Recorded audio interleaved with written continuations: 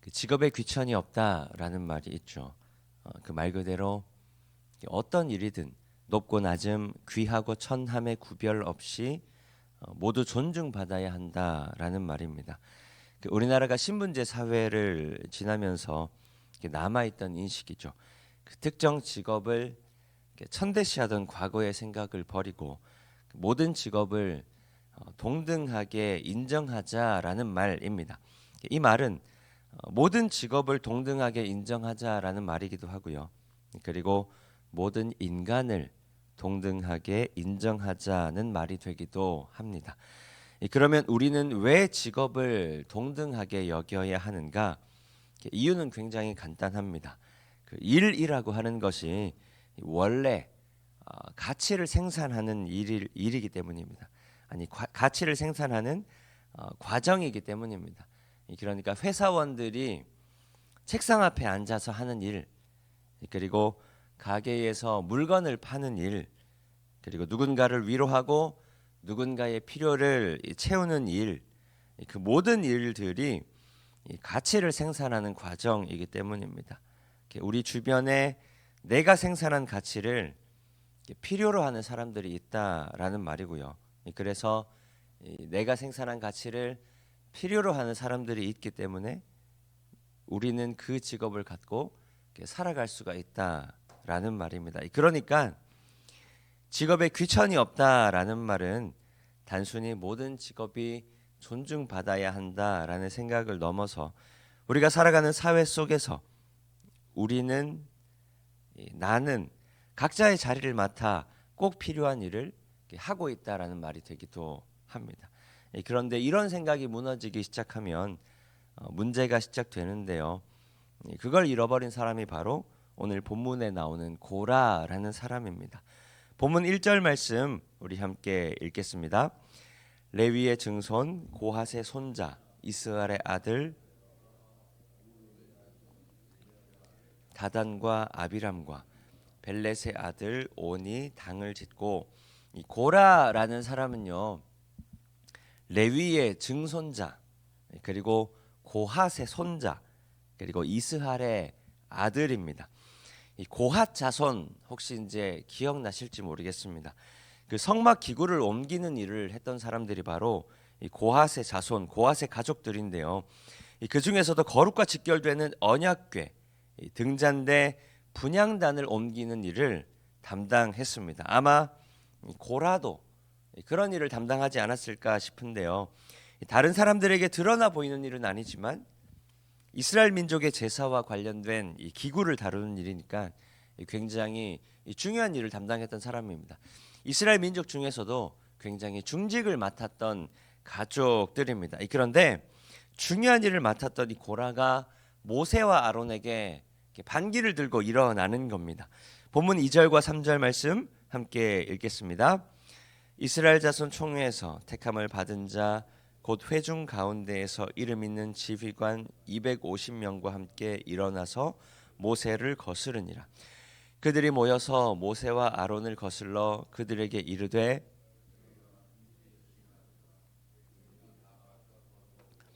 여호와께서도 그들 중에 계시거늘 너희가 어찌하여 여호와의 총회 위에 스스로 높이느냐. 고라가 반기를 든 이유가 무엇인가요? 모세와 아론에게 이렇게 이야기하는 겁니다. 너희가 너무 분수에 지나치는 거 아니냐. 야, 우리들 다 거룩하게 하나님 앞에 부름 받았는데 너희가 뭔데 여호와의 총회 위에서 너희 스스로 이름을 높이느냐. 그러니까 고라가 모세와 아론에게 반기를 든 이유는 물론 여러 가지가 있겠지만 바로 시기심입니다. 모세와 아론을 향해서 너희만 분수에 지나친 거 아니냐, 너희의 권위가 너무 분수에 넘치는 거 아니냐. 아니 우리도 다 똑같이 레위 지파인데 나도 똑같이 하나님께서 거룩하게 구별하여 주신 레위 지파인데 왜 우리만 너희의 말을 들어야 하냐라는 겁니다. 그런데 재밌는 사실이 하나 있어요. 뭐냐면 1절을 보면 고라가 고핫의 손자라고 이야기하죠. 근데 고핫은 모세의 할아버지이기도 합니다. 그러니까 모세도 고핫의 손자예요. 그러면 어떻게 되냐면 이 고라, 모세와 아론에게 반기를 든 고라와 이 모세는 사촌지간이거나 혹은 유대인들이 이 족보를 기록할 때 뭐 대를 거르는 그런 뭐 이제 습성들도 있다고 해요. 그래서 혹 이 민수기의 족보가 대를 걸러 기록됐다고 해도 꽤나 가까운 친척이라는 이야기가 되는 거죠. 그러니까 고라랑 모세는 사촌이거나 조금 더 먼 친척이었다라는 겁니다. 그런데 어쩌면 그래서도 고라가 모세에게 셈을 냈을지도 모르겠습니다. 아무튼 자기나 모세나 같은 레위 지파에 혈통적으로도 별로 차이가 없는데 모세는 수많은 사람들 앞에 나와서 하나님의 말씀을 선포하고 백성들을 지도하는데 자기는 힘들게 성전 기구나 옮기고 사람들은 알아주지도 않는 그런 일들만 하고 있자 하니까 억울한 마음이 들었던 것 같습니다. 우리가 직업에 귀천이 없다라고 이야기할 때 이 귀천의 기준이 어디 있느냐, 이게 참 중요한 일이죠. 우리가 하나님의 일들을 도맡아 할 때 귀천의 기준이 어디에 있는가 하는 게 굉장히 중요합니다. 정답 먼저 말씀드리면 이 귀천의 기준은 사람에게 있는 게 아니라 하나님께 있는 것이다. 우리가 귀천의 기준을 하나님이 아니라 사람에게 두기 시작하면 이때부터 문제가 시작되는 거죠. 우리가 귀천의 기준을 하나님이 아니라 사람에게 두기 시작하면 그때부터 어떤 일은 천한 일이 되고 어떤 일은 귀한 일이 되는 겁니다. 어떤 섬김은 천한 섬김이 되고 어떤 섬김은 귀한 섬김이 되는 겁니다. 어떤 사람은 천한 사람이 되고 어떤 사람은 귀한 사람이 되어 버리는 겁니다. 반기를 든 고라에게 모세가 이렇게 이야기해요. 9절 말씀 함께 읽겠습니다.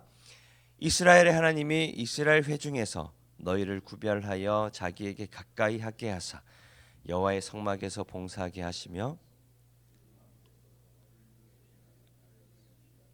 너희에게 작은 일이겠느냐.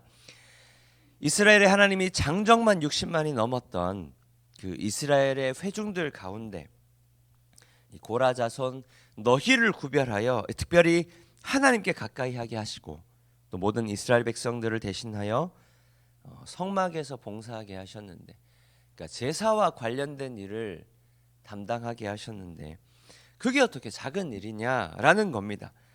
고라는 그렇게 생각하지 않았지만 자신의 가족들이 맡은 직분도 결코 작지 않은 일이다. 아니 엄청나게 귀하고 큰 일이라고 고라에게 이야기하고 있는 겁니다. 사람들이 어떻게 바라보느냐, 사람들이 어떻게 생각하느냐, 사람들이 인정해 주느냐 마느냐와 상관없이 자신에게 그 일을 맡긴 사람, 자신에게 그 일을 맡긴 이가 누구냐 알려주는 거죠. 고라에게 그 일을 맡겨주신 이가 바로 하나님이라는 것을 다시 기억나게 하는 겁니다. 다른 건 중요하지가 않습니다. 하나님께서 나에게 맡기신 일이기 때문에 이미 그 일의 경중을 우리가 따지는 것은 큰 의미가 없다라는 거죠. 왜냐하면 하나님께서 보시기에 꼭 필요한 일이라는 의미이기 때문입니다. 우리가 일상생활 하다 보면 특히나 직장생활하는 가운데 또 특별히 교회를 섬기다 보면 이런 마음들이 들 때가 종종 있습니다.